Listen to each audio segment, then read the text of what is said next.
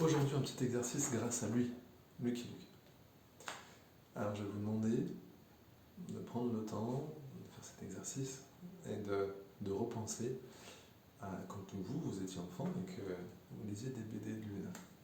De vous rappeler dans quelle émotion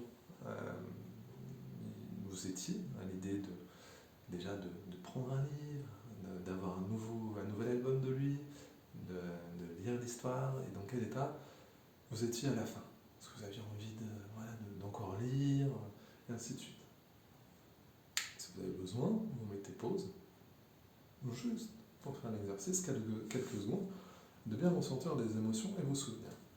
Moi, je vais vous partager les miens. Moi, l'idée, l'idée ne serait-ce que de cette image, de me dire, tiens, qu'est-ce que je ressentais quand j'étais petit, et à quoi aussi j'associais Lucky Luke. Donc moi j'étais en joie.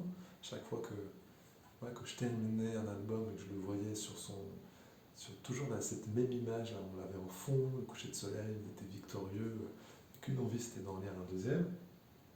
Et pour moi c'est clairement associé à une figure de garçon qui est victorieux, qui arrive à tout faire, qui a comme des capacités hors normes, quoi. Et qui était même attachant, vraiment. Et ce qui est intéressant, c'est de voir que sur cette image, en plus de ça, il est en train de fumer. Il a arrêté de fumer dans les années 1983, à l'initiative de son dessinateur. Et après, donc à la place de la cigarette, il avait mis une brindille. Une brindille d'herbe, il était toujours avec sa brindille d'herbe, et dans toutes les images, on pouvait le voir avec la cigarette. Après, il est passé avec une brindille d'herbe. Cet exercice, c'est pour vous faire comprendre et vous informer sur le type d'association que peut se faire entre une image, une émotion, et comment deux liens se créent alors que sur deux éléments qui n'ont rien à voir.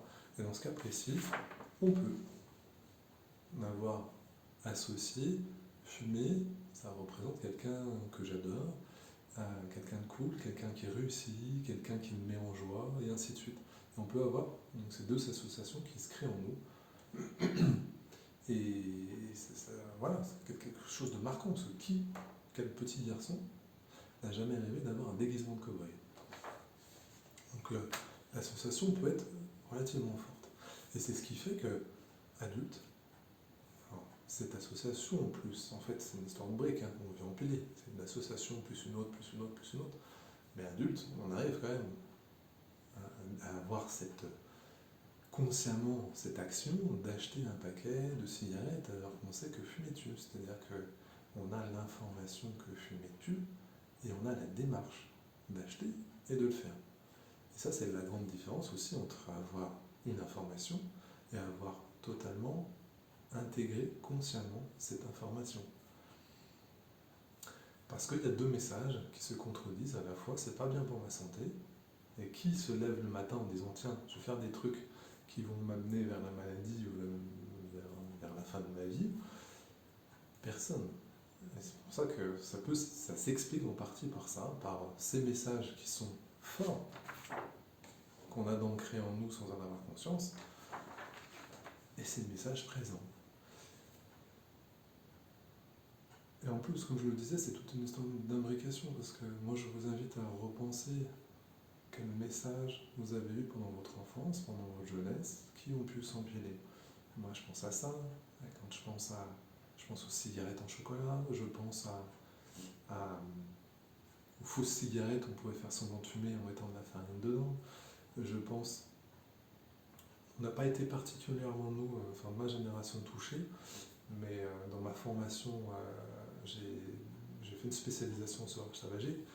Je me suis replongé dans des images d'archives. On peut voir des médecins en train de fumer, on peut voir des sportifs en fin d'épreuve en train de fumer, qui passent à la télé.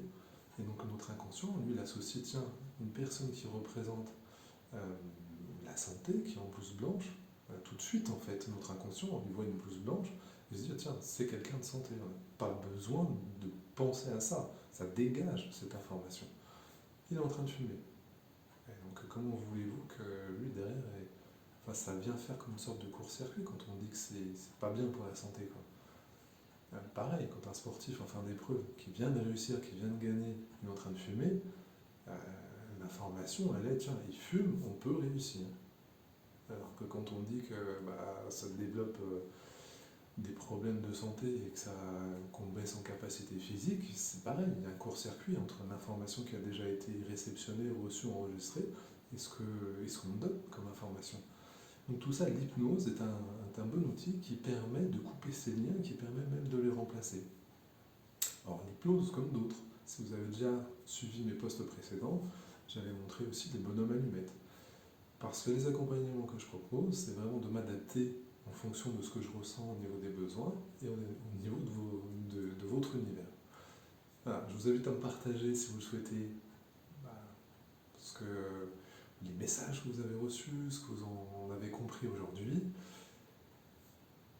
pouvez me contacter toujours pour un rendez-vous individuel, ne serait-ce que pour prendre contact et voir comment vos besoins et mes services peuvent s'accorder. D'ici là, je vous souhaite de prendre soin de vous et à très bientôt.